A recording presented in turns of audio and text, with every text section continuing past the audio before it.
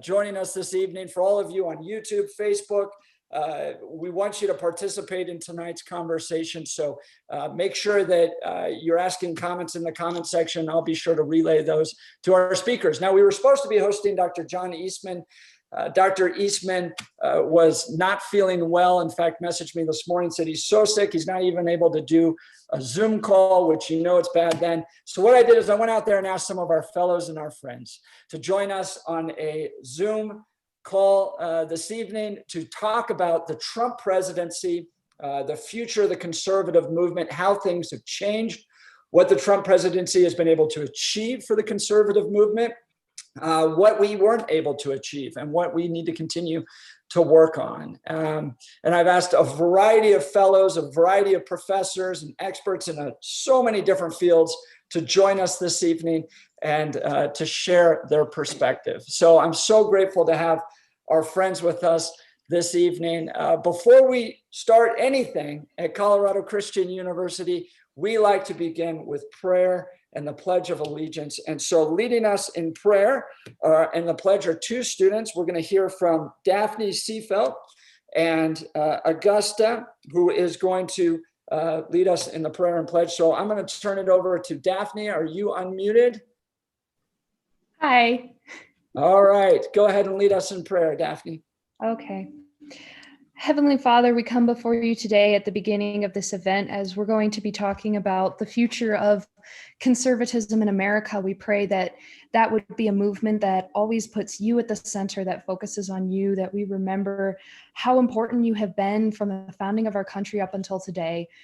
And we pray tonight, especially for Dr. Eastman, as he's not feeling well, that you would be with him and comfort him and heal him quickly, Lord. And we pray for the discussion tonight, that it would be free from technical issues, that it would go well, and that we would all learn something from what all of our various speakers have to say tonight. So thank you for allowing us to gather virtually here, and let this be a productive discussion for your glory. Amen.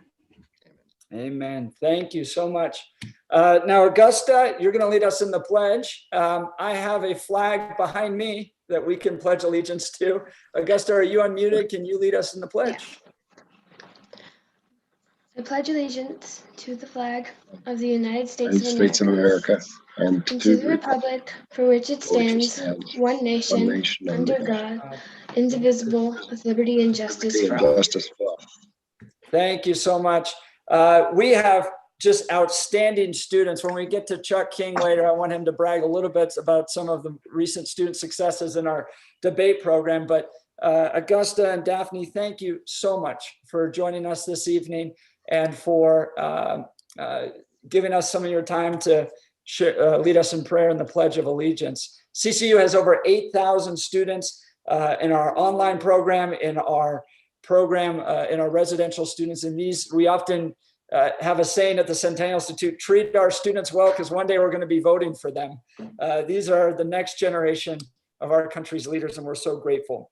Well, so what we're going to do tonight is I'm going to ask each one of our speakers to talk for about 5 minutes on how they feel the Trump presidency was able to achieve the conservative values that we care so deeply about, where they weren't successful, and give us kind of some insight from their perspective. I'm going to start a little bit. And before I get into my section in particular, I want to say a few things. One, we're not going to speak about the election tonight. I'm thinking of hosting somebody specifically on the election here soon. I've got a chance in Washington, D.C. to meet with conservative leaders to talk all about that. It's going to be an upcoming event.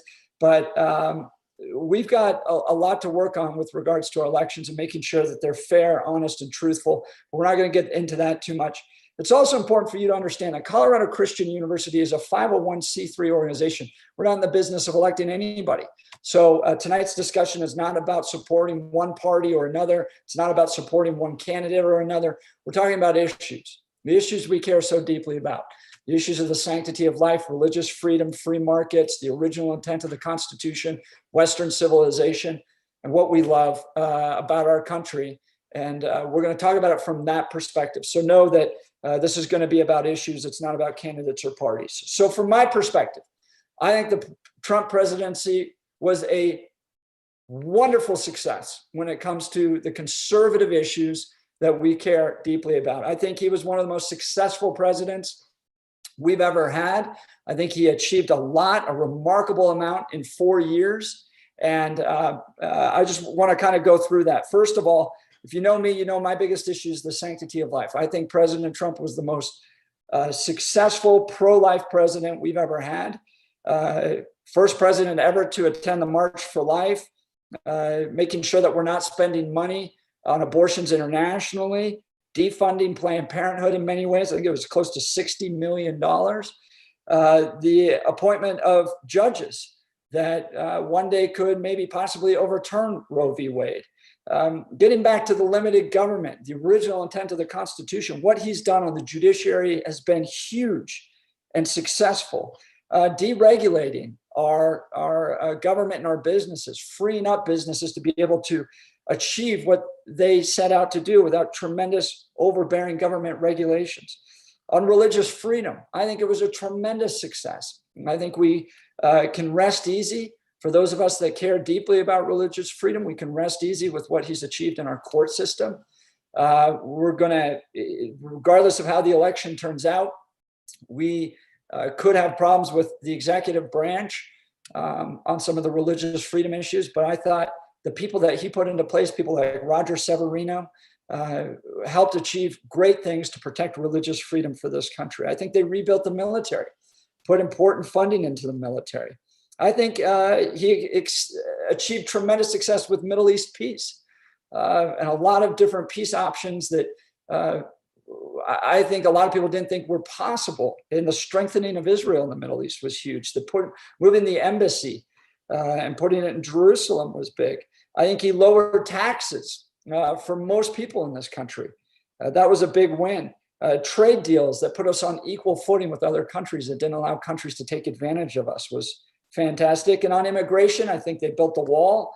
They brought down immigration numbers, illegal immigration numbers. As conservatives, we support legal immigration, but not the breaking of laws to get into this country. And I think he did a tremendous job on that as well.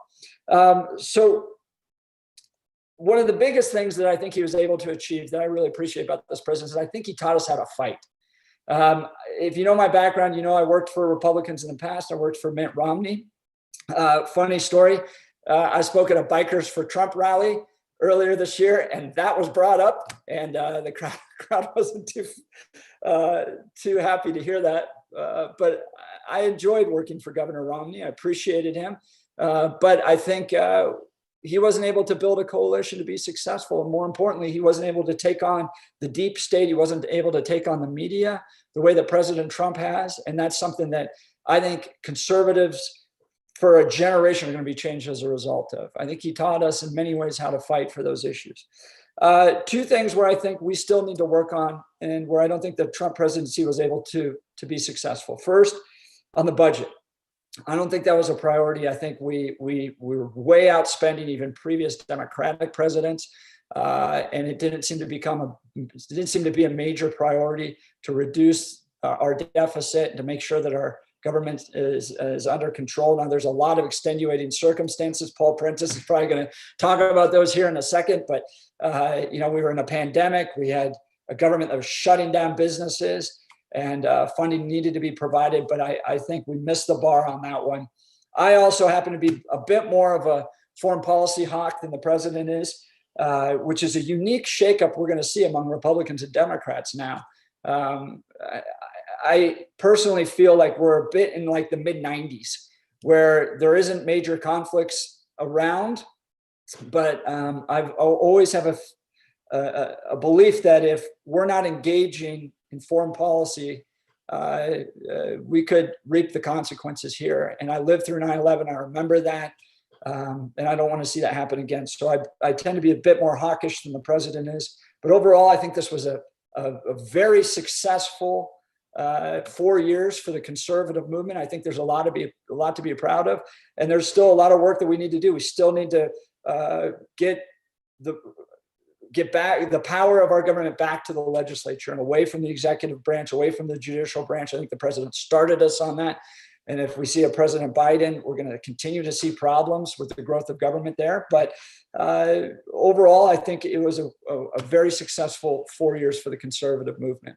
All right, we're going to now turn it over to our fellows. I'm going to start with one that was very close to the president. I'm going to Reverend Johnny Moore, who is a commissioner on international religious freedom, has great insight into what was achieved in the Middle East on religious freedom issues, sanctity of life. You were part of Evangelicals for Trump. So Johnny, give us a little insight from your perspective on last 4 years of the presidency.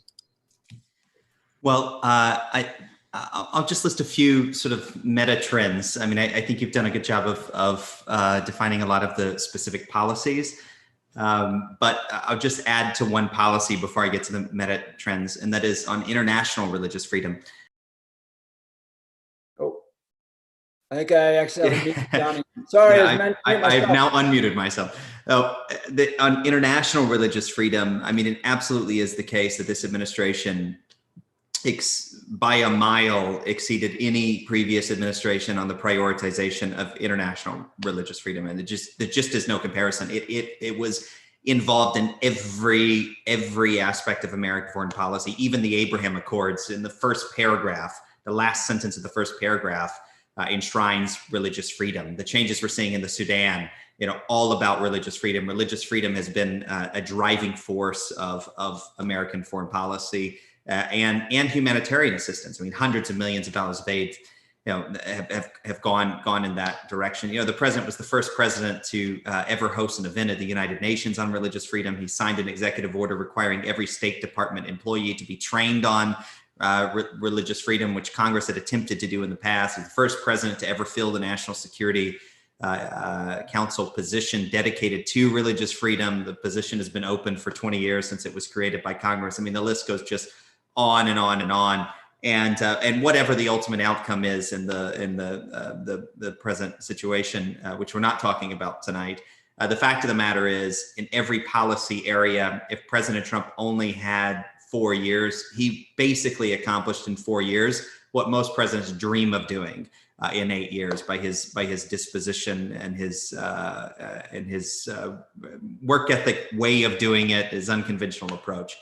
And I think that's the first sort of meta trend that I would observe, is an unconventional approach to problem solving. And I think that our founders were quite brilliant in their original design of having people step out of private life in order to serve, for a period of time, as opposed to having this sort of Washington, D.C. creature of a career politician. And every once in a while, we're fortunate to have a disruption to the system, and that's what we've had over the last couple of years.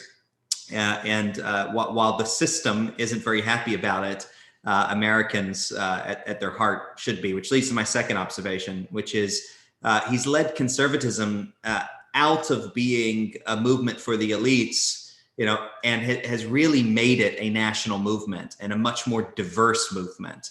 And it really is interesting, this trend to see, a sort of working class conservatism that is anchored in traditional issues.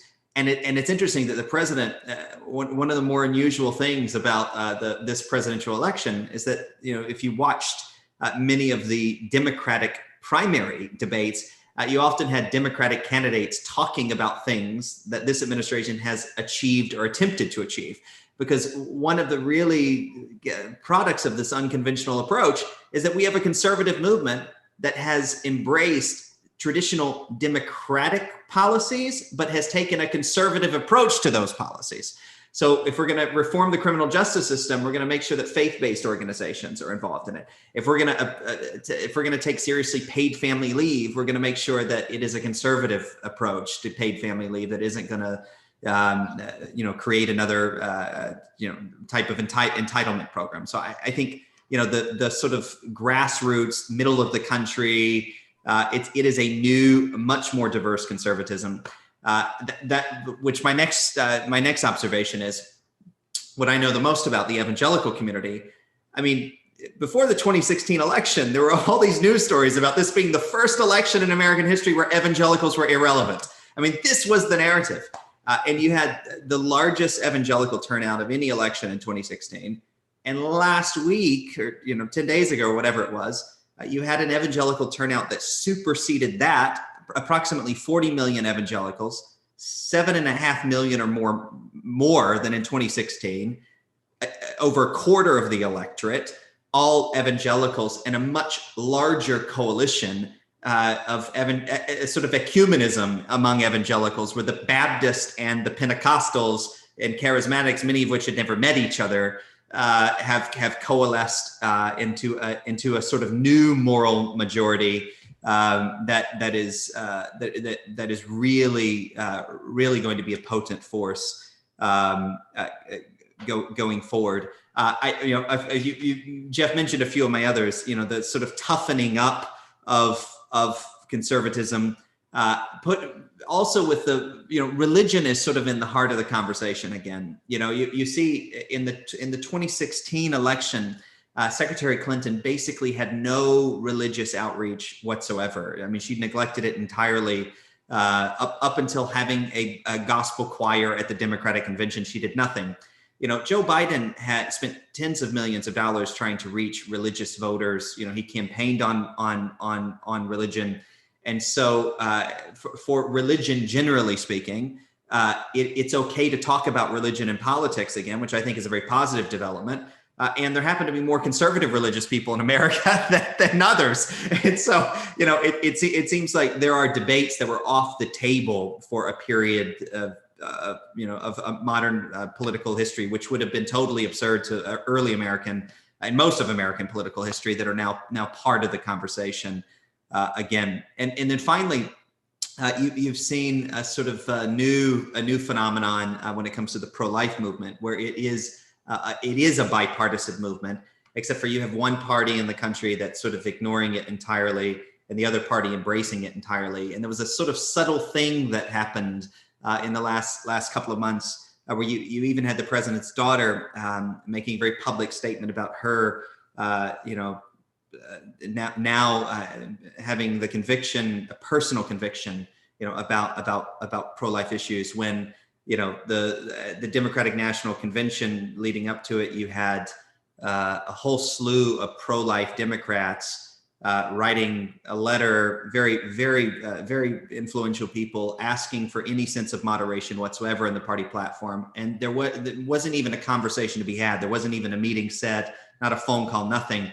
And so you're seeing these vast shifts, where, and I'll leave it on this point, where, the Republicans and their conservative friends used to have the reputation of sort of being the elite, white elite, and the Democratic Party being sort of, and their liberal compatriots being sort of the working class Americans.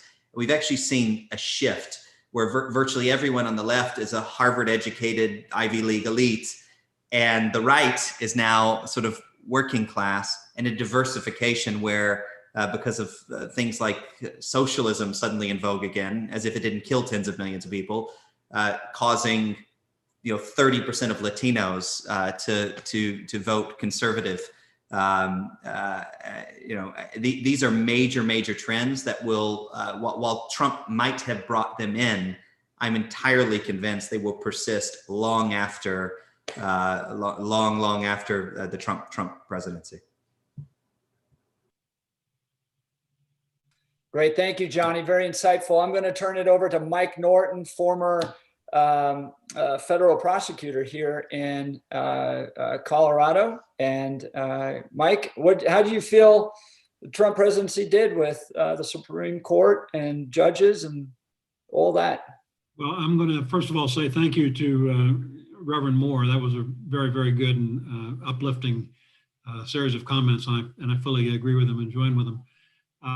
Jeff, the key issues in my lifetime that have been more important to me than anything have been freedom of speech, freedom of religion, and liberty. And I can't think of a president in my lifetime who has done more to advance those principles in the 4 years that he's had in office, if that's what it turns out to be, than President Trump. As you mentioned during your opening remarks, President Trump has been by far and away the most pro-life president in my lifetime, in any president in history, even going back as far as my all-time favorite president, Ronald Reagan. Ronald Reagan was a very articulate spokesperson in support of life, but he did not do the things that President Trump has done for the issue of life.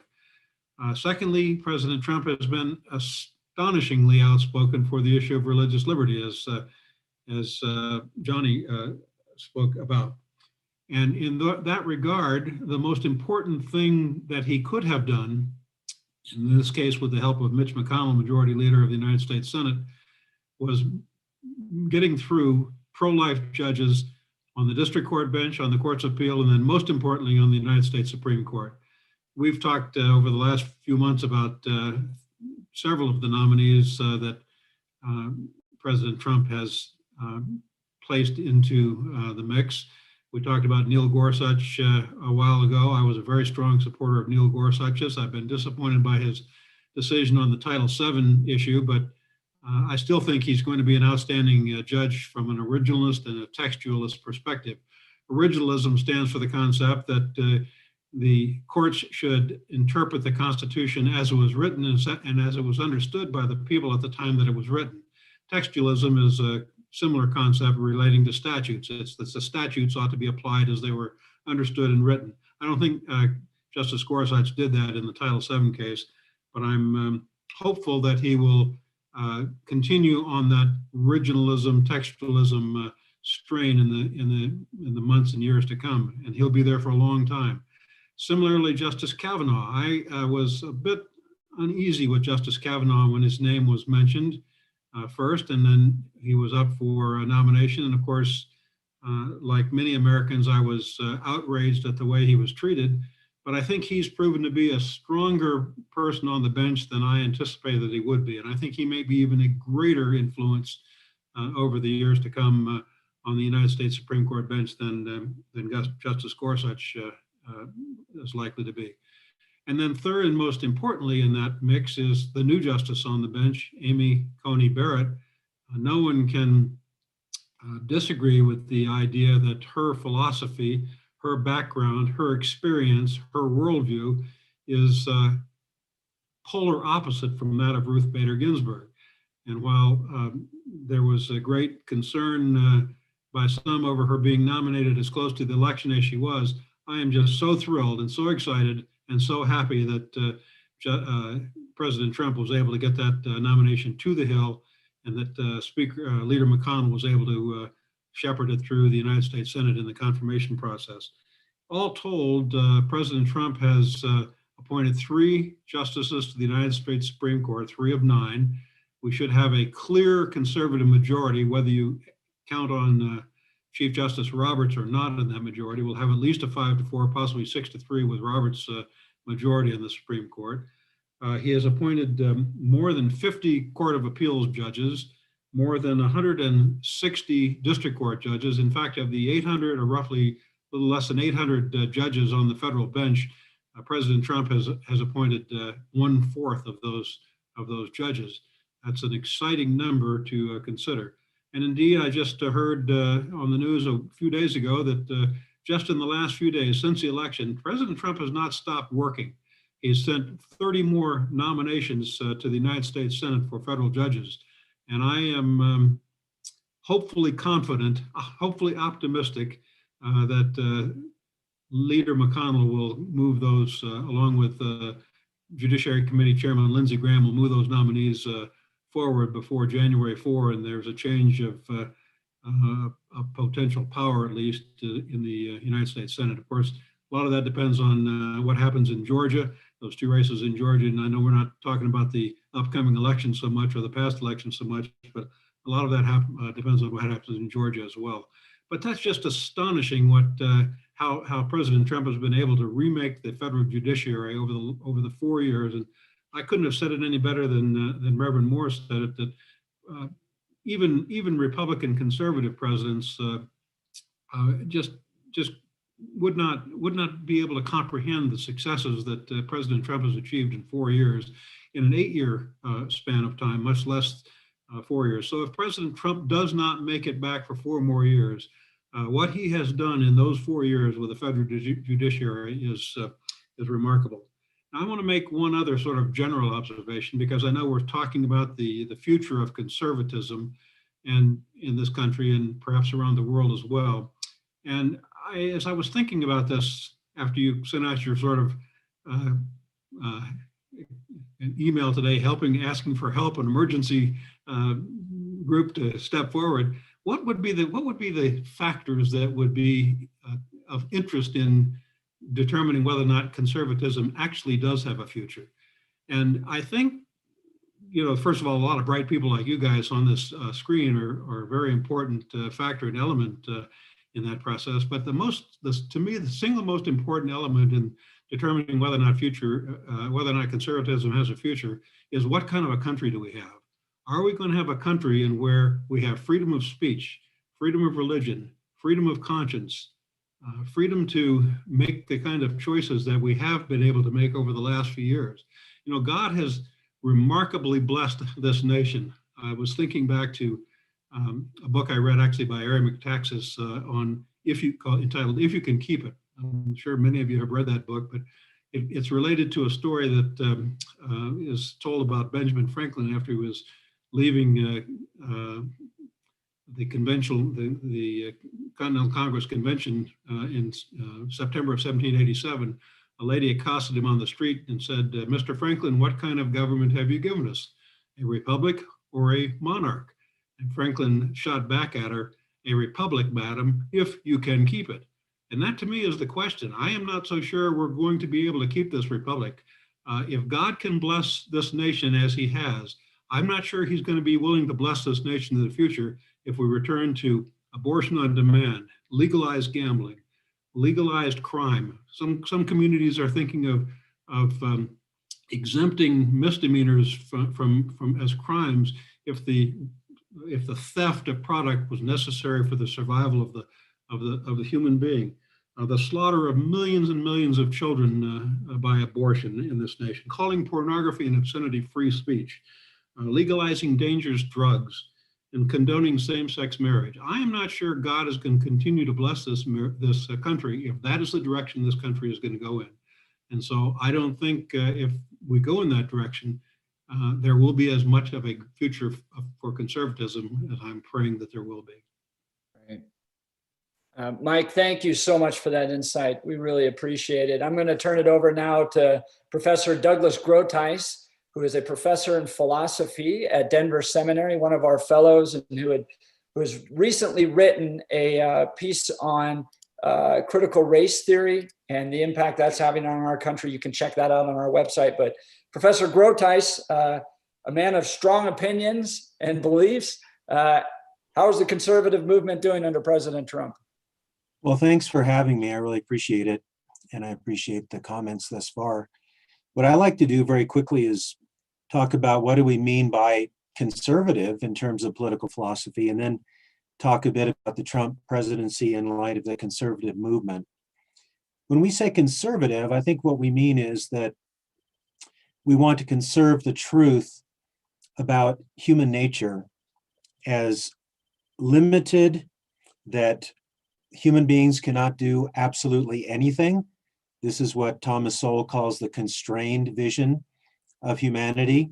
And it also includes the idea that human beings are under the moral law, that we do not create or institute the moral law.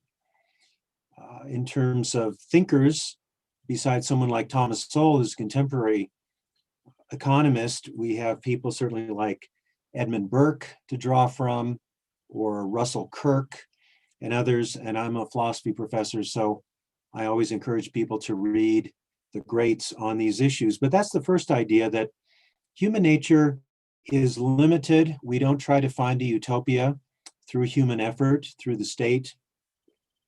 And we have a constrained vision, which actually helps human beings can rightfully attain without ridiculous utopian delusions. And secondly, human beings and society have a given nature. That is, everything is not fluid and open-ended.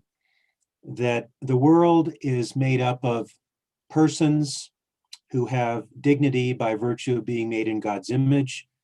God has established certain orders of life, such as the family. There's a normative pattern for sexual activity and for family and for procreation, and that is heterosexual monogamy. So human beings don't get to choose or define what marriage is. God has done that. We see that in Genesis 1 and 2 specifically. So the family is a given that should be supported and encouraged. It is not something that we can reinvent because we did not invent it in the first place. And a conservative view believes that people and the family and government have a certain given form. We don't believe that everything is instrumental. This is very important because either there is an objective moral order and an order in nature that God has ordained, or there isn't. And if there is, then we are under a higher authority and we are responsible to that higher authority in every aspect of life, whether it's in civil government or family government or church government or school government. We're ultimately under the governing authority of God, and we should recognize that. And so, because there are different types of government, a conservative believes that civil government is not the only form of government. So I learned long, long ago from R.J. Rushdoony to not refer to the civil government as the government, because there is God's ultimate government, and there is civil government and self-government and family government. So civil government is one sphere of authority among other spheres of authority under the ultimate transcendent authority of God, who is the source of the moral law, who is a providence, and who has created the world with certain natures, purposes, and outcomes. Now, in terms of the conservative movement in light of the Trump presidency, I think that President Trump emphasized two very important principles that resonated with many Americans. And the first is American exceptionalism. Now, the left hates this idea. They equate it with racism and imperialism and colonialism, but that just shows how ignorant they are, because American exceptionalism, for fact, the United States is unique in the history of nations because it is a deliberative nation, as Mike Norton emphasized. A group of intellectuals who studied civil government, the government in the Bible, Greek, Roman government, and so on, came up with the idea of a republic. And of course, the government we are a part of, the civil government, is created by fallible human beings, and we are all fallible human beings. But there is something exceptional about America, and I think that is summarized so well in the Declaration of Independence, that we have inalienable rights, and a state cannot give inalienable rights, only God can. The state can either recognize those rights or not. And then I think another defining document for us is the First Amendment of the Bill of Rights and the 5 freedoms of the First Amendment. And Mike has emphasized the freedom of religion, that religion will not be institutionalized. There'll be no Church of the United States of America, so it will not be instigated or institutionalized, but there will be freedom of religion. So religious people can participate at every level of civil government without any censure whatsoever. And we have the freedom of speech, the freedom of press, the freedom of assembly, and the petition the government for redress of wrongs. And I think that President Trump rallied people to re-own or to think more deeply, I hope, about the idea of American exceptionalism. And as Jesus said, to whom much is given, much is required. So if America is exceptional in many ways, then we are accountable for those gifts and those opportunities and those blessings that we have. We're not exempt from divine scrutiny whatsoever. Another, I think, element that the Trump presidency emphasized rightly and tapped into a vein of interest and passion is the idea of American integrity as a nation. And that was captured by the saying of "Make America Great Again." That wasn't my favorite saying, but I think the idea was that we are exceptional and we need to be a self-governing nation. We should not outsource our government to the United Nations or to any international organization. And we should not hurt our own workers because labor could be cheaper from another country. So I think the two areas that he tapped into, and rightly so, was American exceptionalism and the idea of the integrity of America as a self-governing entity, not beholden to a globalist kind of vision. And in terms of the future, I think we need to look for candidates that hold the basic conservative vision, as I've tried to outline it so quickly here, but who can hold it and articulate it in a more statesman-like way and from a better character. So the vision, I think, that Donald Trump had for the country was in many ways good, but I think often his way of getting things done unnecessarily, in many cases, antagonized people and so on. So looking at the future, I think we need people with strong, deep conservative values and God-fearing people who will also have a more statesman-like character in trying to bring these things about. And then looking more longer term, we need to really institution a strong vision of American exceptionalism and the integrity of America as a self-governing people.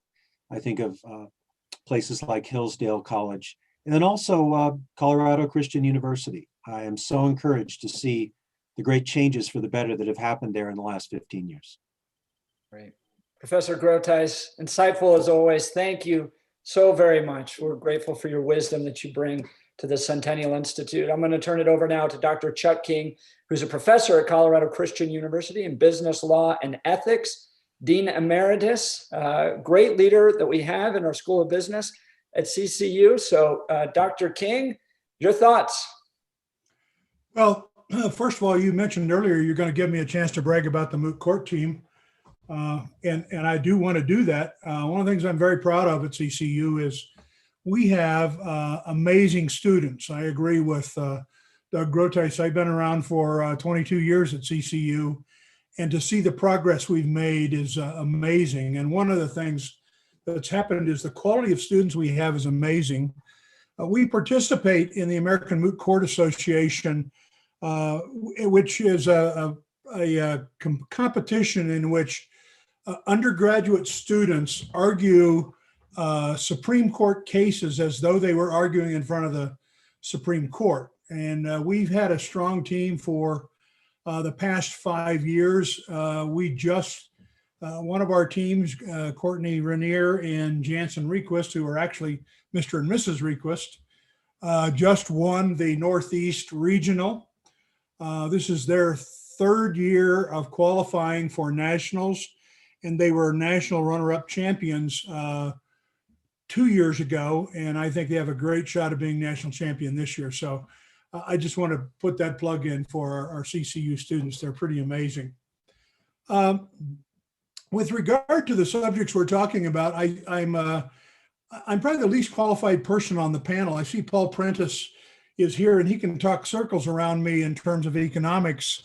And yet that's never kept me from waxing eloquent about the things I think I know about.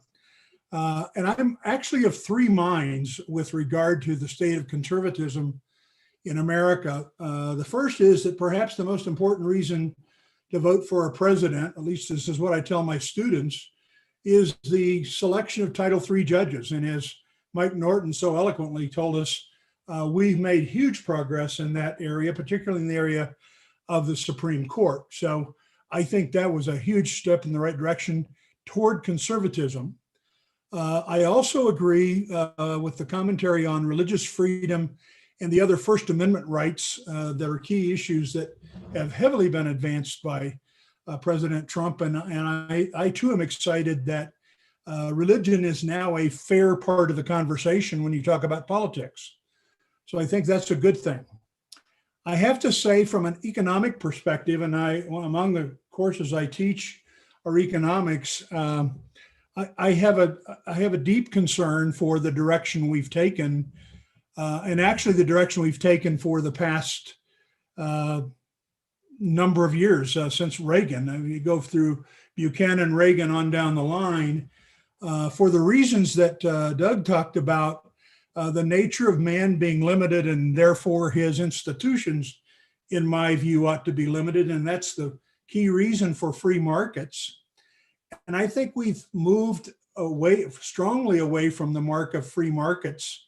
And we moved further under the Trump administration than we have any other Republican administration, other than maybe George W. Bush. In the direction of away from free markets, and that's concerning to me. The first is, as Henry Hazlitt in his wonderful book called Economics in One Lesson said, you should measure every economic policy by its long-term effects. And while many of the economic policies that President Trump implemented had great short-term effects, and I've been lauded by even conservatives as great economic strides forward, I'm not so sure they are in the long run. And so let me just talk briefly about that. My view of free market economics is that it's marked by, number one, a lack of government control or intervention.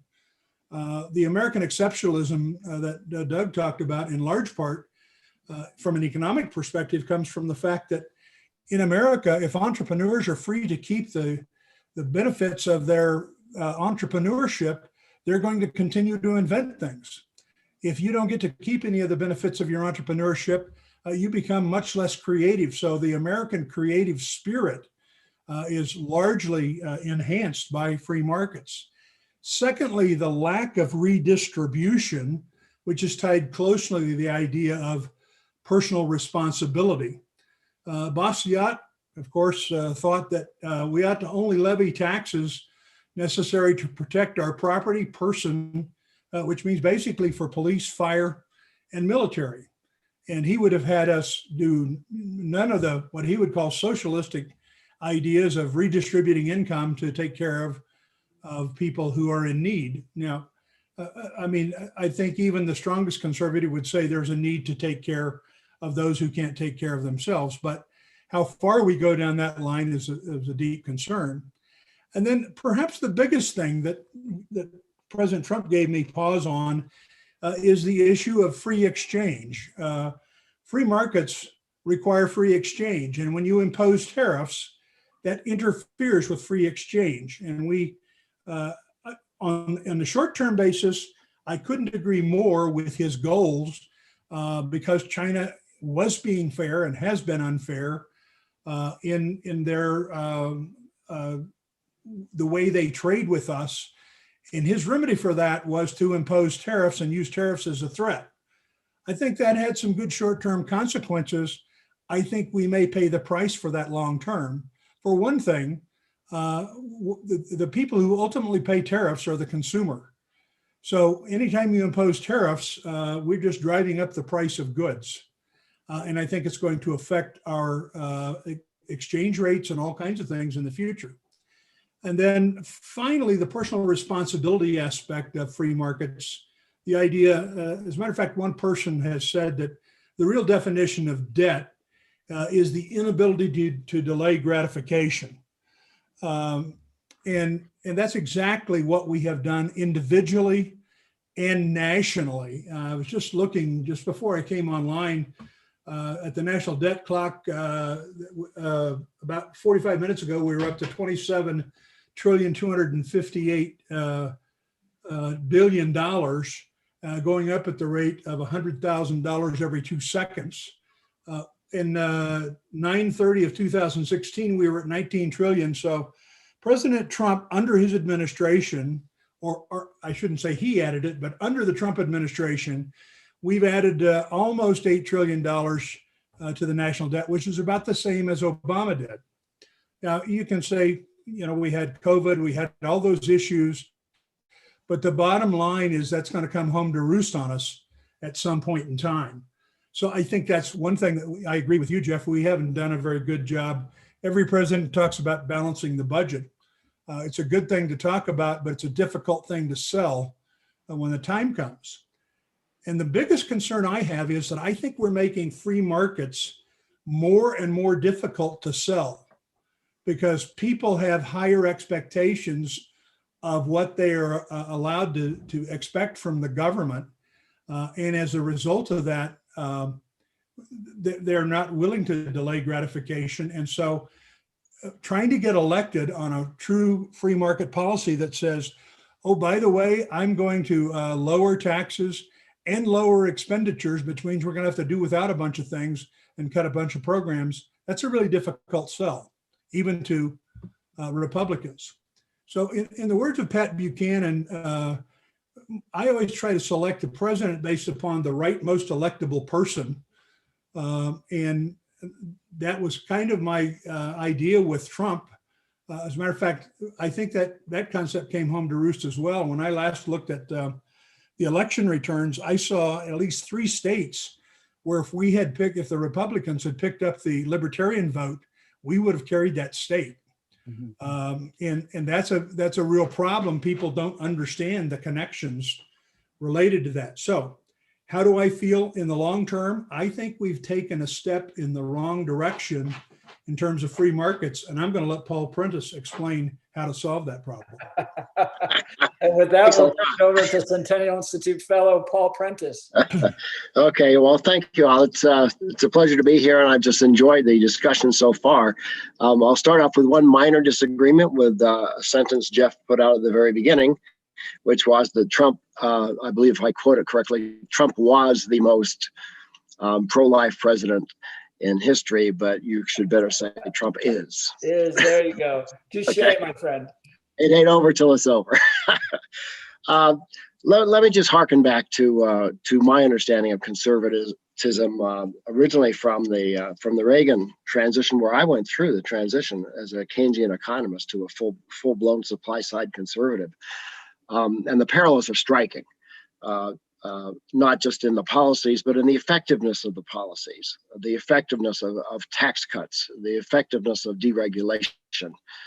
And then President Reagan wanted to build up the military, but then he had to make deals with Congress to increase social spending and other programs in order to get the military buildup.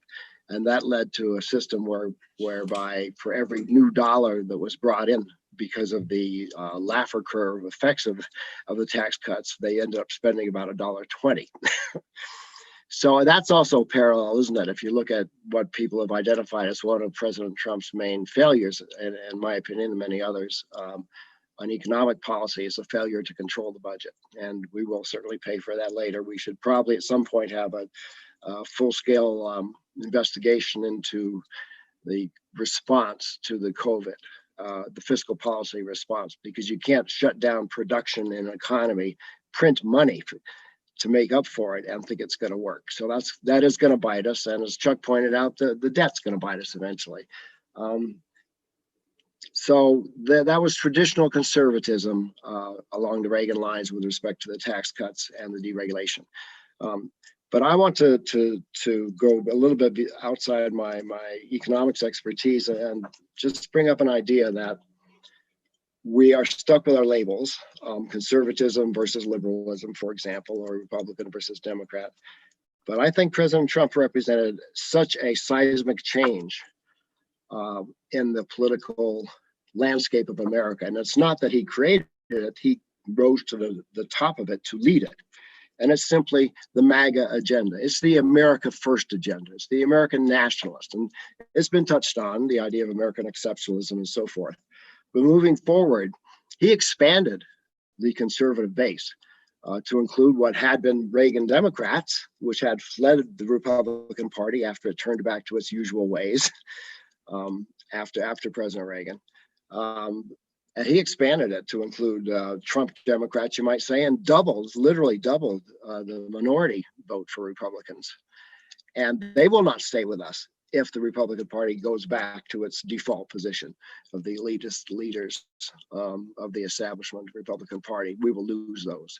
But if we stay with it, if we can keep a leader post-Trump, whether he gets the next 4 years or not, but post-Trump, if the conservative movement can keep a leader or have a leader arise that really can grasp deeply this idea of America first and what that was all about, and the political landscape that just shook because of that, I think we'll be well served.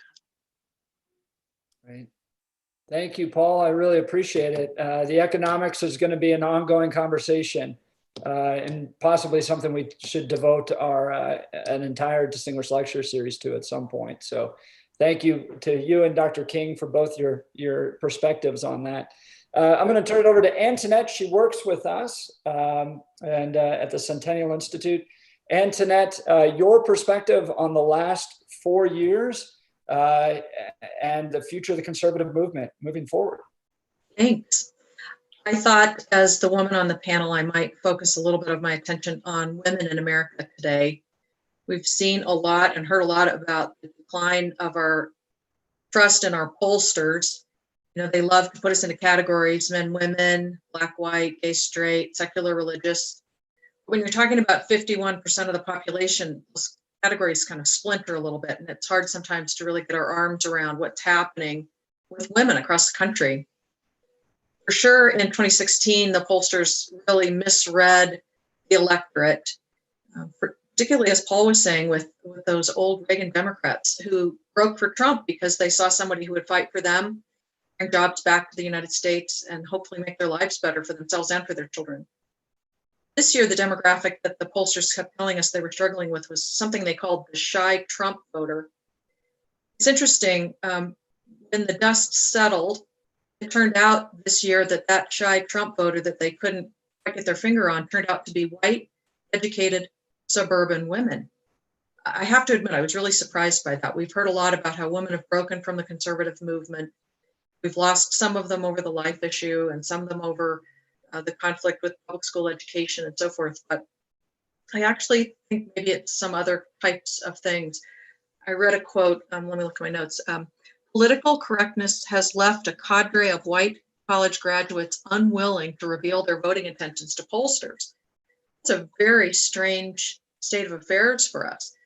Political correctness, this whole concept of cancel culture, intersectionality, multiculturalism, and frankly, all the nastiness of our political discourse has made talking about politics a big no-no for American women. We're not going to go to our book club or our Bible study and take the risk of damaging our relationship with our girlfriends by getting into a debate about politics. It's a very unusual woman who has the courage to stand up and do that. Anyway, the numbers at the end, 4% of our voters this year fell into that shy voter category, but the shocking thing is 64% of those were women. Isn't that really amazing? So we know there's women out there who are politically interested.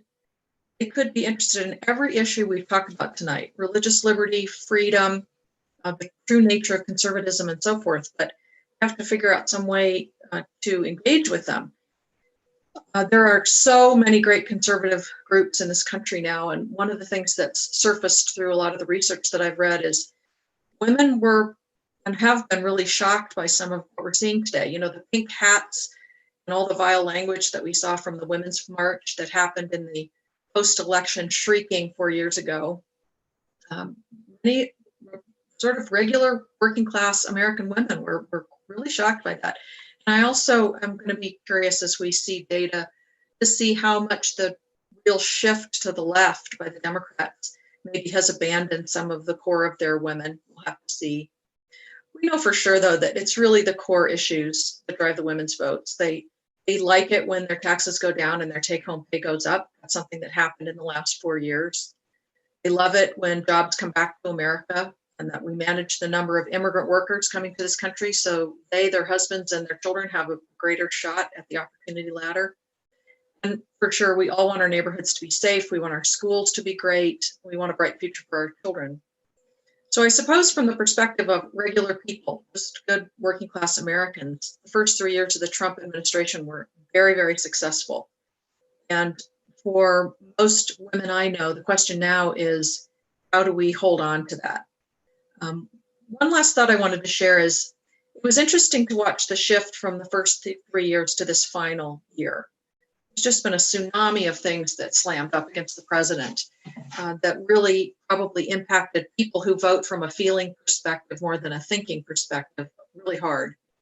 We know that the COVID crisis has been really a nightmare for people, lost jobs, closed businesses, and so forth. We all, I think, were really surprised by the intensity of the passion around the Ruth Bader Ginsburg passing and the nomination of Justice Amy Coney Barrett. It's been a very, very interesting time. I know that they say a lot of women didn't hear about the protests and riots, but you have to layer that on top of all the issues that really slammed up against the administration this year. So let me just close on a little bit of good news. We have 142 new women that will be joining the Congress next year, 116 in the House, and 35 of those are Republicans, by the way, including Colorado's new superstar, Representative Lauren Boebert, and 25 new women in the Senate. Looking forward, I think it's going to be really important for us to keep recruiting, training, and supporting dynamic conservative women, women who understand, as Doug was talking about, really the roots of conservatism and what it really means to be a conservative, and who can articulate that in a way that women really understand. Women want to know that we're dealing fairly, compassionately with the people in the world around us. And frankly, I think we really own fairness and compassion. When you give somebody the freedom to live their own life, to make their own choices, make their own way in the world, what greater sign of respect can you show? That's what I see. Great.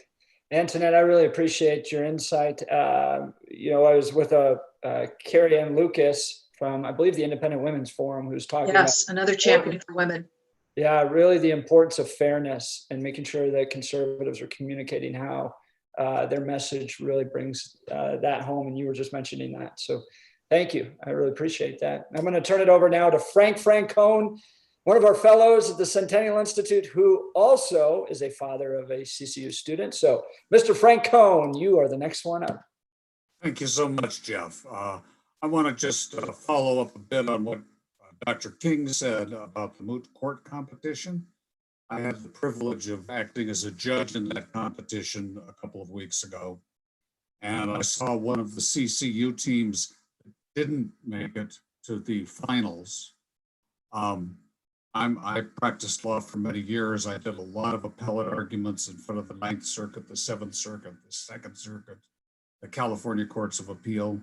And Chuck, your team were better than 80% of the lawyers that I saw making arguments in front of those august bodies. And that's with no hesitation whatsoever. So it's a fabulous organization and you do a great job with them.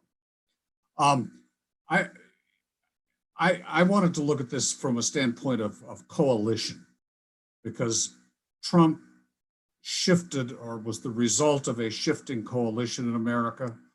And I'm a big fan of a fellow named Angelo Codavilla. I don't know how many of you are acquainted with his work, but in 2010, he's got an interesting background. He was the chief aide to Patrick Moynihan, Senator Patrick Moynihan back in the 80s, and was the chief aide on the Senate Intelligence Committee, which Senator Moynihan headed up. And he's also an academic. He wrote an article in 2010 called "The Ruling Class and the Country Class."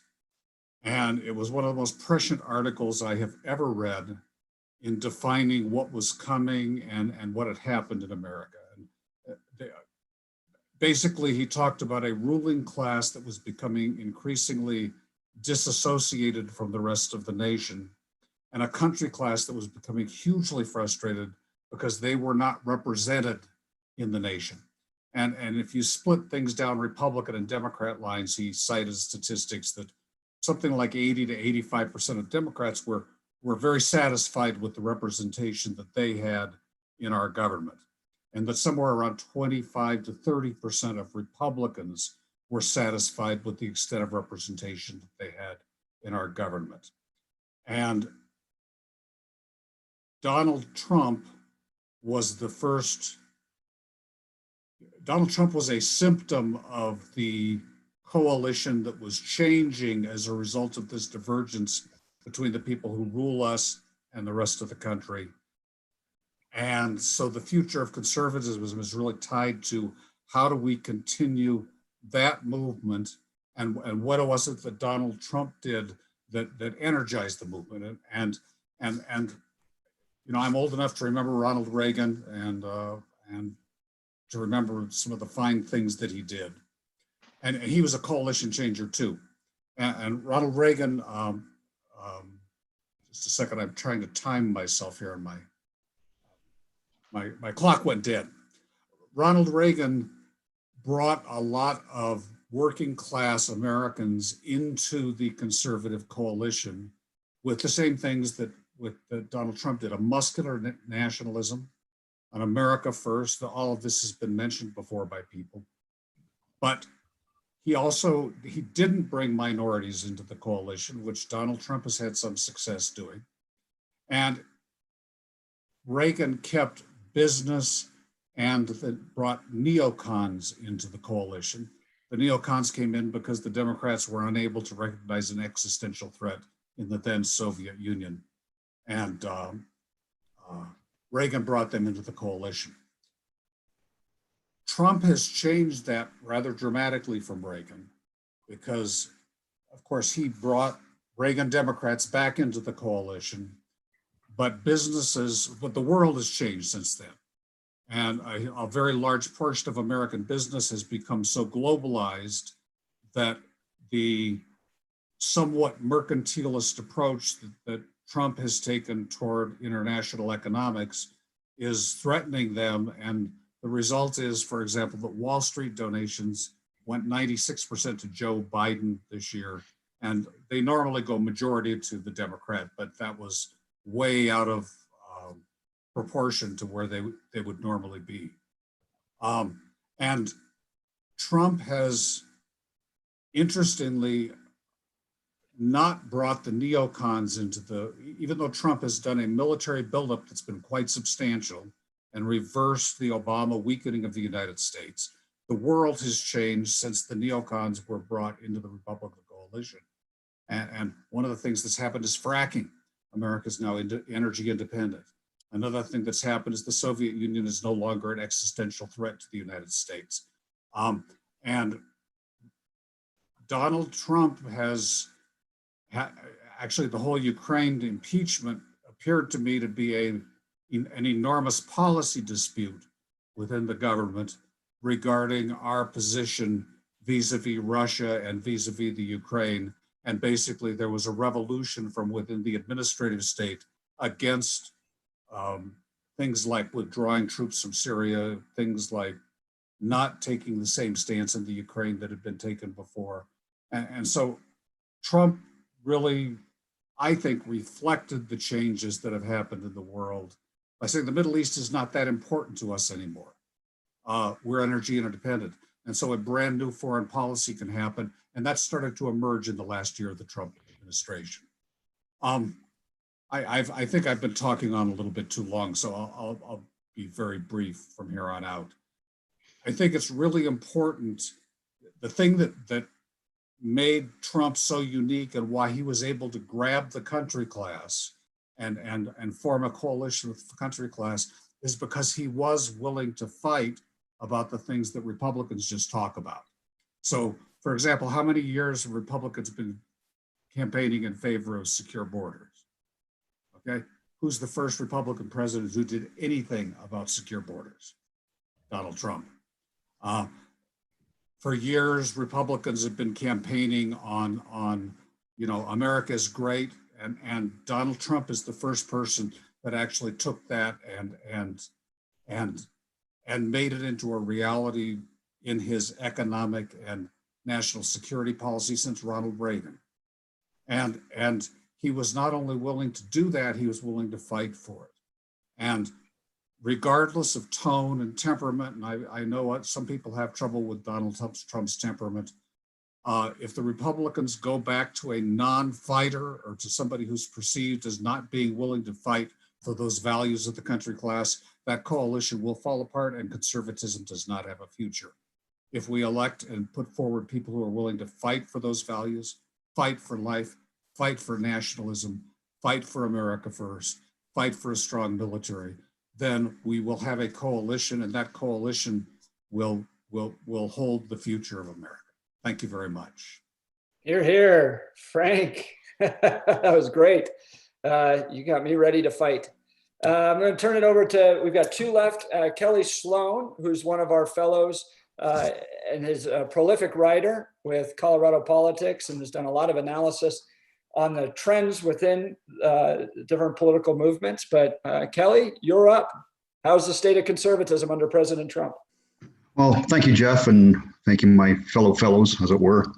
Everybody before me, very smart people who offered a very uplifting, optimistic, sunny, and positive view of the Trump administration. On my best days, I'm about as pessimistic as Whitaker Chambers.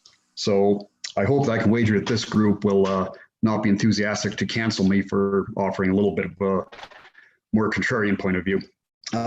First, to avoid excommunication, I will say I agree with on the larger points. I think policy-wise, we saw some enormous successes over the last 4 years, reaching out and speaking for this class of people that Amity Schlaze labeled the forgotten man. As many of us have mentioned, that was a huge success. Deregulation in several industries, the courts, obviously, we've talked about that a lot. Freedom of religion, freedom of speech, and a little bit more of a recognition and respect for the Constitution and history of the United States. Not to mention energy independence, and even on the foreign front, which I'll disagree with my friend Frank a little bit. I guess I'm one of those rotten neocons, but I do think on the foreign policy front, disengaging ourselves a little bit from the United Nations, certainly pulling out of the Paris Climate Treaty and the Iran Treaty, which we essentially allowed Iran to build nuclear weapons without our knowing about it. Those are all enormous successes. So let me get on to the contrarian part. On the policy front, and Jeff touched on this a little bit, and a couple others, Dr. King did as well. It wasn't all roses. The spending, obviously, like Dr. King mentioned, there hasn't been much of a constraint on that. We also saw an aggrandization of power within in the executive branch. Now, again, that's something that conservatives and conservatism has been arguing against for decades. And we did see some respect for the states. I think we saw it particularly in the COVID response, where the federal government, wisely to the howls of protest from the left, allowed the states to be states and respond to the crisis in the way that best suited them and their populations. On the other hand, we saw a enthusiasm on the part of the president for the executive order that rivaled that of President Obama. I'm not sure if anybody's done a side-by-side comparison. I'm rather certain that President Obama's use of the executive order will exceed that of President Trump, but the fact that they were pretty close is something that should give conservatives pause going forward. His protectionist policies, and most disturbing to me in terms of economics, especially in the last few months, was the president's embrace of price controls, particularly on prescription drugs. And there's been a few other things, and things that maybe he just didn't get around to. Entitlement reform, which I think economically is probably one of the most important things that we as a nation can look at economically over the next generation. That wasn't really even mentioned. So why was that? I think a lot of the reason goes to, I think President Trump's biggest strength is also his biggest weakness, especially in terms of policy, and that's that he's a populist more than he's a philosophical conservative. He, if conservatism, the best description I ever heard of it was that it's the politics of reality. Populism, on the other hand, is the politics of a given mob. In many ways, and I know I'll get a lot of flack for saying this, but in many ways, temperamentally, Donald Trump is very similar to somebody like a Bernie Sanders or a Ralph Nader on the left. You know, they represent leftist populism.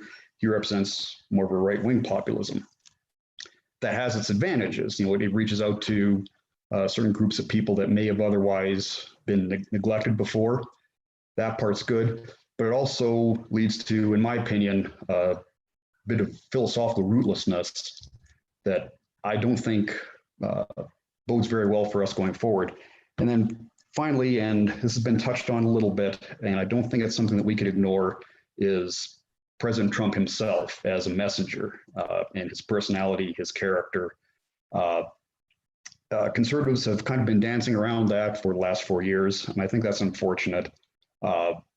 Imagine, if you will, if you had somebody of the character of a Bill Armstrong or a Jack Kemp, or even looking forward, a Nikki Haley, who did the same things that President Trump did, but was able to articulate them in a much better manner, in a much more eloquent manner, and without appealing to some of the baser instincts that the president does.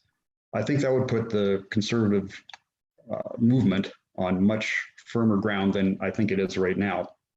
So looking forward, what I think we need to do is look to our leaders. I don't think, Dr. Groteis touched on this a fair bit too, which I appreciate. I don't think anybody can really argue that the president has spent a great deal of time immersing himself in the thought of Thomas Aquinas or Edmund Burke or Russell Kirk or Michael Oakeshott or anybody like that. I don't think we expect our presidents to be philosophers or poets, and Donald Trump is neither of those. But I think we do expect them to draw from some of the deep wells that our tradition has presented us. I don't think he's done that. I think, and unfortunately, I think that puts a natural limitation on the growth of the conservative movement, if that's how it's going to be presented. Obviously, he drew in more people and more supporters than previous populists like Ross Perot or Wallace or McGovern. But I think there's a natural limit to how much that can expand. I think we saw that, not to speak too much about the election, but in this previous election, however it turns out, and I think the president is right to litigate some of these in some of these states, and if there have been problems, which I'm sure there have been, those have to be uncovered and dealt with. But the fact is, he did lose ground among some of our traditional supporters. What we need to do is try and figure out how we can get a leader within our party or message our philosophy in a way that keeps those people that Donald Trump brought in, a lot of the minorities that people like Frank and others have talked about, that forgotten man, the working class, while also keeping the middle class, upper middle class, suburban educated voter. I don't think that's an impossible task, but I think we first need to accept that President Trump, in just his persona, has given us a problem that we do need to deal with. If that makes me leaves me an apostate, so be it. No, you're fine. I appreciate it, Kelly. Thank you so much for your insight. And you can follow Kelly Sloan at Colorado Politics as well. You're a regular columnist there. Isn't that correct? And Washington Examiner, yeah. Washington Examiner. Great. Thank you, Kelly. All right, we've got one more commentator, I believe, unless I'm forgetting anybody, but we're going to turn it over to Travis Corson. Travis represents us in Washington, D.C., serves a number of conservative organizations in the city. I don't want to say you're part of the swamp, Travis, because I know you're leaving it and you're moving out, but give us insight on the conservative movement from within the Beltway.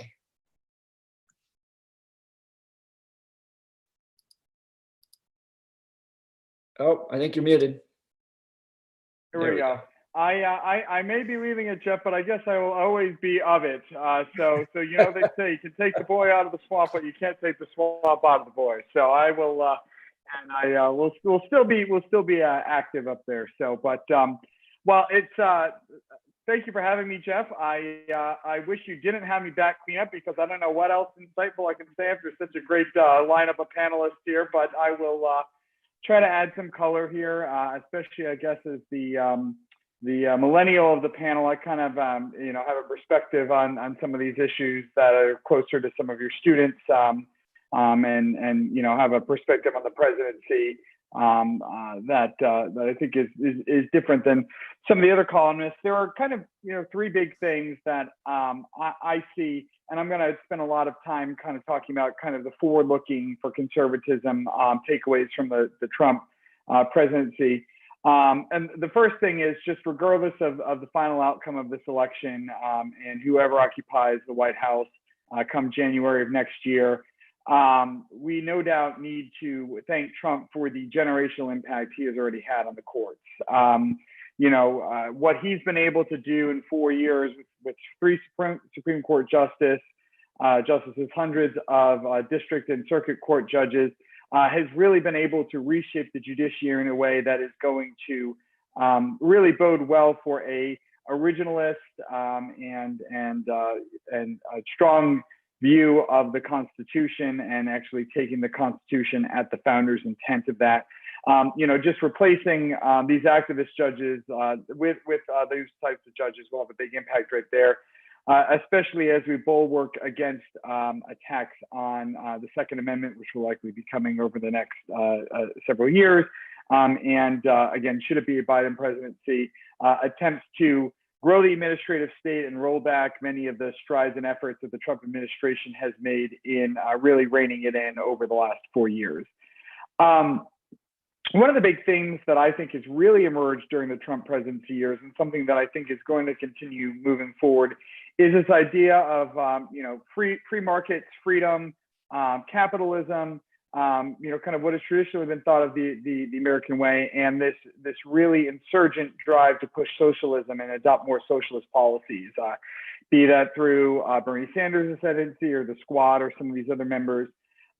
You know, never really in the history of the country, as far as I'm aware, has a major political party advocated this openly for socialism and for something that is so different from a lot of the ideas that our founding fathers talked about. You know, even during the Cold War, at the height of the Cold War, a lot of sympathizers to the Russian kind of Soviet regime did that kind of advocacy behind the scenes, kind of under wraps, kind of under the radar.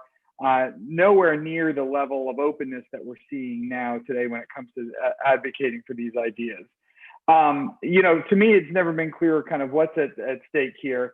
And again, not since the Reagan presidency, the height of the Cold War, I think, as a president, such as President Trump, drawn such a clear distinction. But what's interesting is, you know, a lot of the main proponents of this socialism idea are not coming from you know, a country that we're grappling with geopolitically, but from Americans within our own country.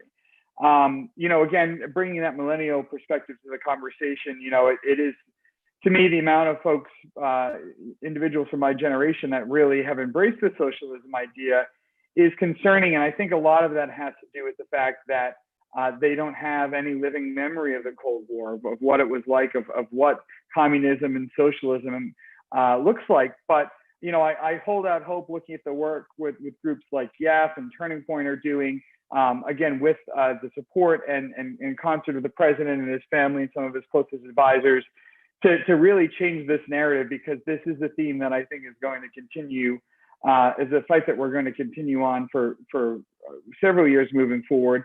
But I also think, not to spend too much time talking about the election, but to touch on it briefly, I think it's a message that resonated. It was something that the president drove home. It was something that a lot of members down ballot drove home, driving this clear distinction between, you know, kind of what we know as a traditional American capitalistic idea and socialism.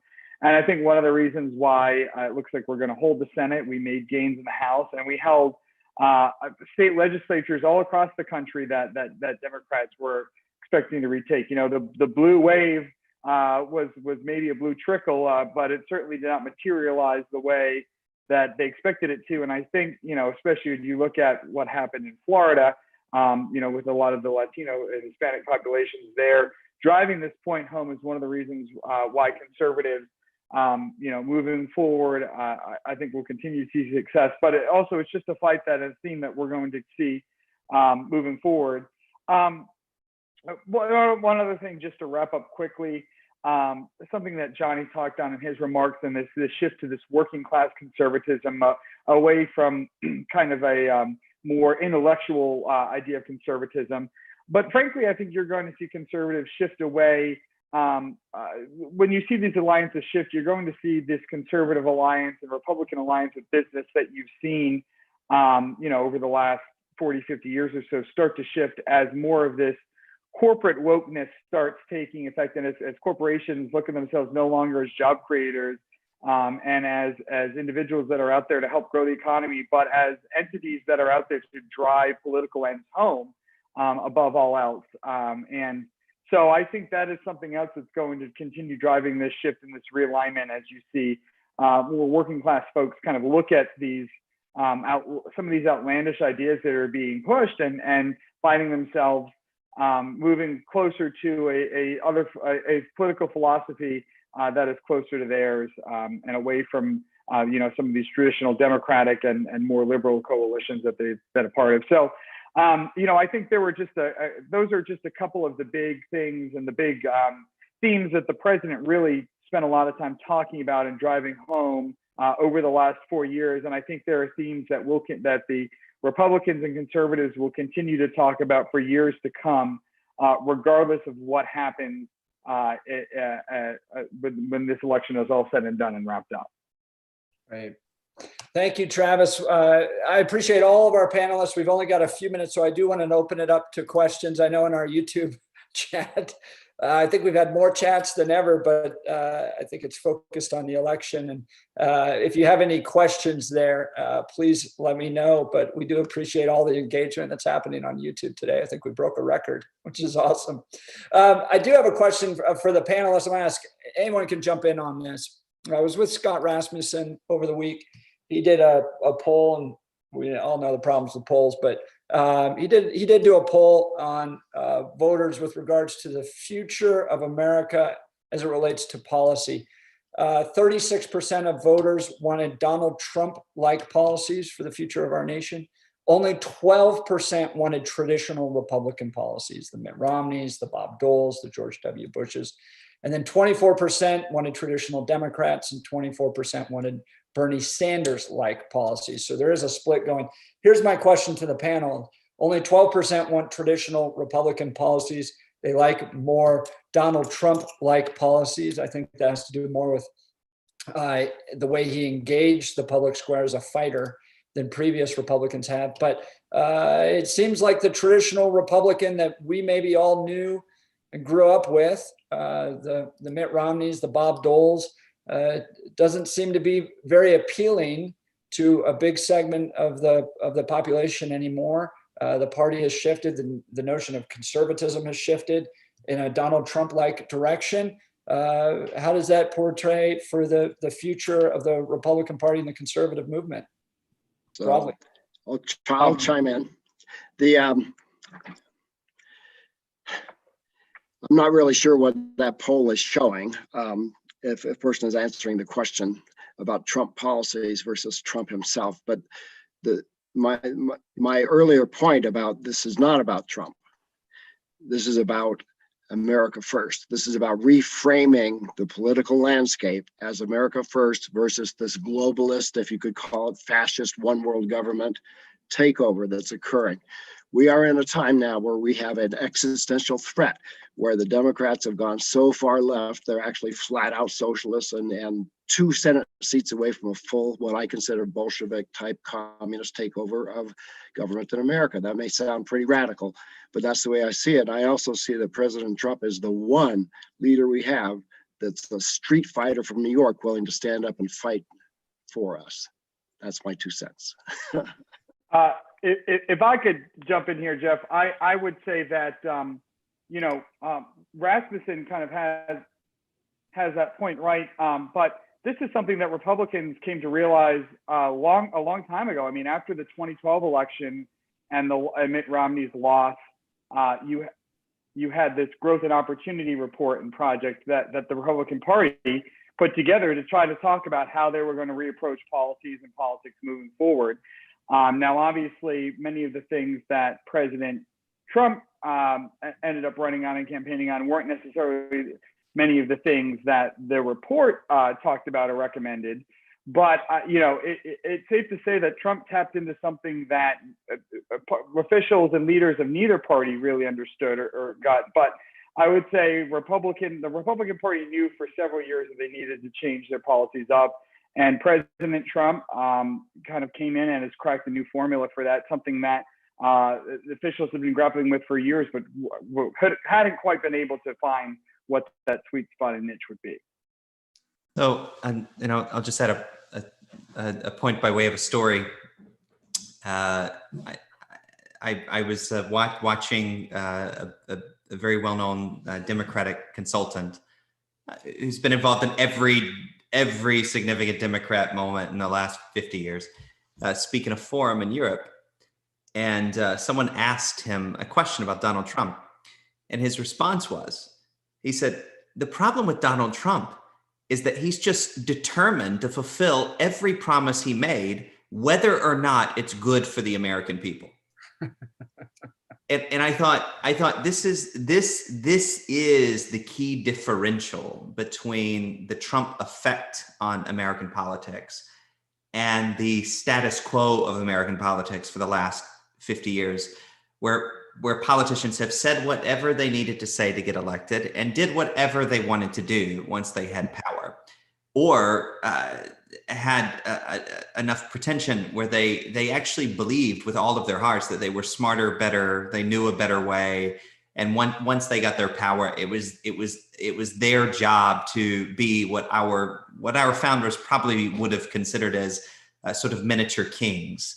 And I think without knowing the details around the poll, I think part of the shift is Donald Trump is the rare politician that actually did what he said that he would do. And that's actually what Americans want. And I think this is the radical shift. And, without spending too much time on the election last week, I mean, one of the key indicators of the election for sure was the fact that the country is not on the edges. There is a middle. Everybody talks about where's the middle. How many times do we hear where's the middle? What happened to the middle? There is a middle, and the middle is personified by Trumpian policies. Maybe not the personality, and maybe not the policies themselves all the time, but the type of politician who is attuned to the people and whose responsibility is to represent their voice when they elect them, not to dictate down to them what he or she thinks that they ought to think about the country that in America they're actually in charge of, not the politicians. I don't think that the Republican Party has changed that much. I've been involved in grassroots Republican politics now for years, and it's pretty much the same. What's happened is that Trump swept an entire generation of leadership aside by being willing to do exactly what Reverend Moore just spoke of, which is instead of talking about border security, he did something about border security. Instead of talking about bringing jobs back to America, he did something about it.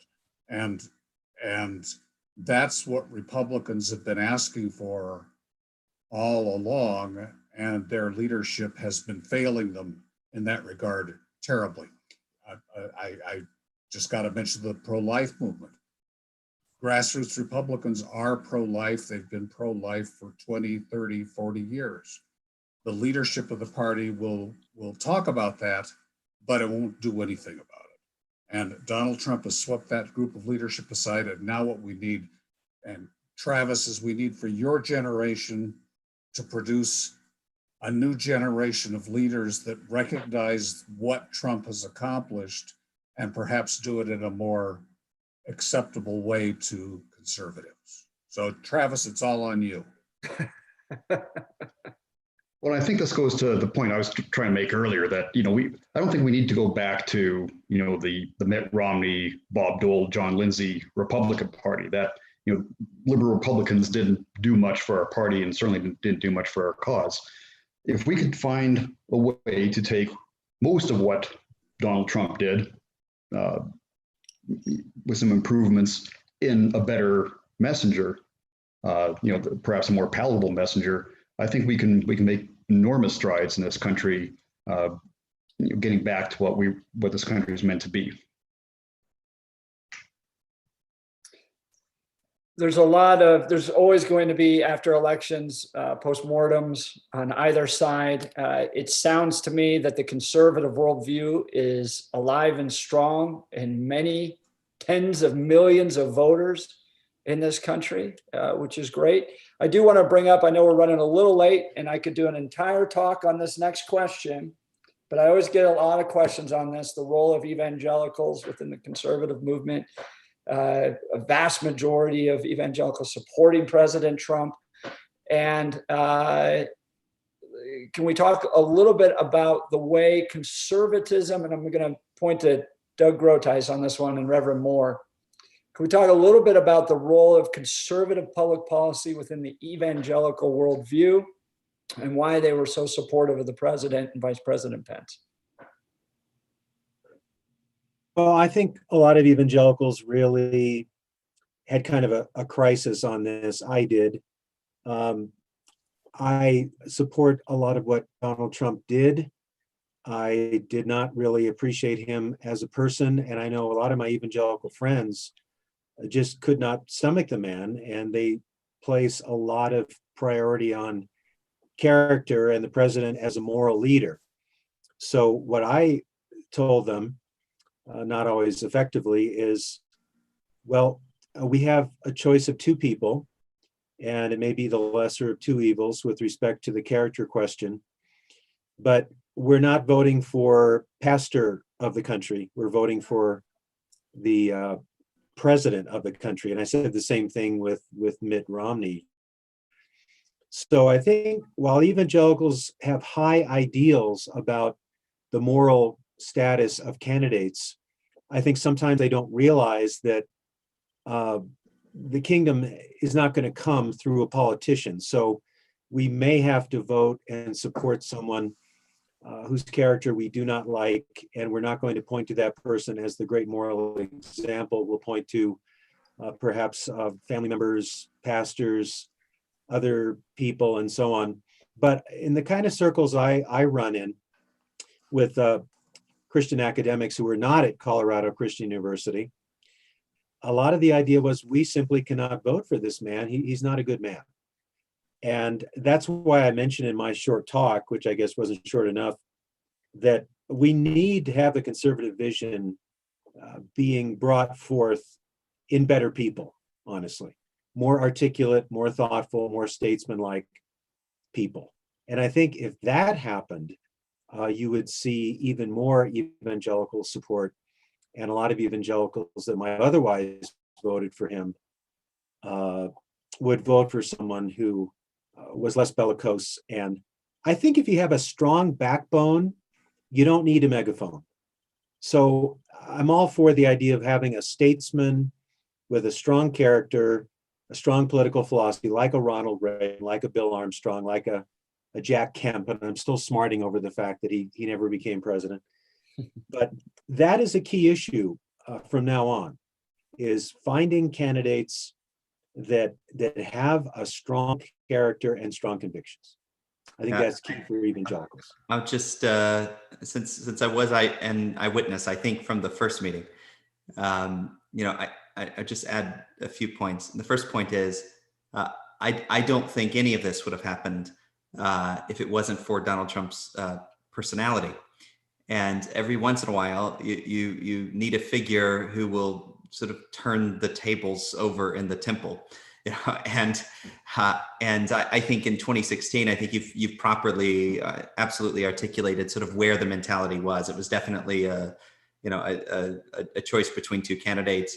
But what Donald Trump did in 2016 was he met with evangelicals. I can't tell you how many hundreds of people had direct contact with him, had his cell phone, to this day still have it. And he had a listening relationship with the community. And what it did to the party actually was Donald Trump was an outsider, and evangelicals always felt like outsiders. Evangelicals knew that the politicians would come around every couple of years because they needed their vote.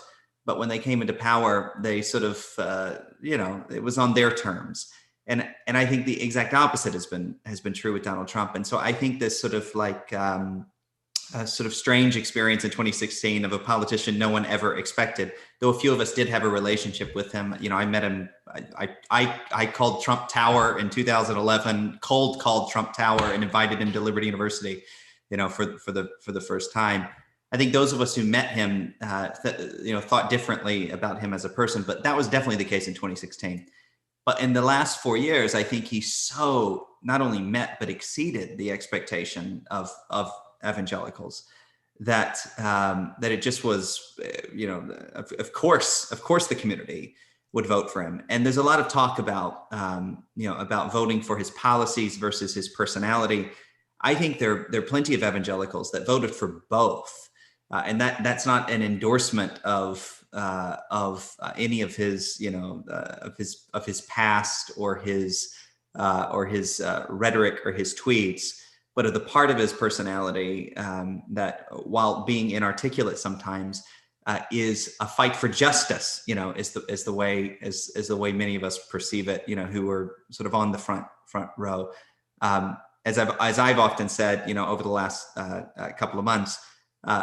Sometimes policy is character, and character is policy, and we have a very, very long history of unlikely people, accomplishing things that are of great consequence, and a very good example of that, perhaps, and I'll leave it here, was it's publicized, but the meeting where the president changed his mind on criminal justice reform.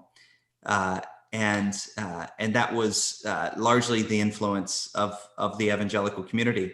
All of us, a part of prison ministries, from Angel Tree happening now to, visiting prisons, with our churches, and it was the community sitting around the table, and someone said, well, Mr. President, you said that you wanted to be, you wanted to be a voice for the voiceless, to be a president for the Americans who were left out. Well, there's no one that's more left out than a prisoner who's done their time, has paid back society, and yet is languishing in these conditions. And he's sitting at the table, and he says, but what about a violent offender?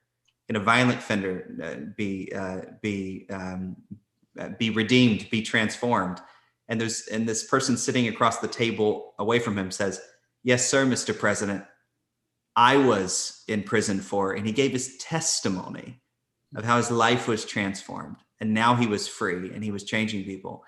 And you saw the heart of the president move. And this is something I think some of us have had the benefit of seeing. And unfortunately, it's not so apparent in large speeches, but it gave a lot of us a very good conscience, when we voted for a fighter who's maybe in a different way, but also is fighting for the least of these. It's just that his policies, make some people really mad sometimes. But I just don't think we would have seen any of this without someone, like him, let's say. No.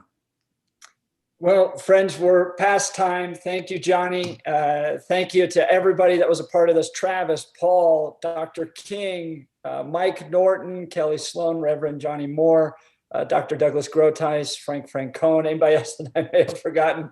Thank you for jumping on short notice to have this conversation with the Centennial Institute and all of our followers. We had a wonderful turnout tonight.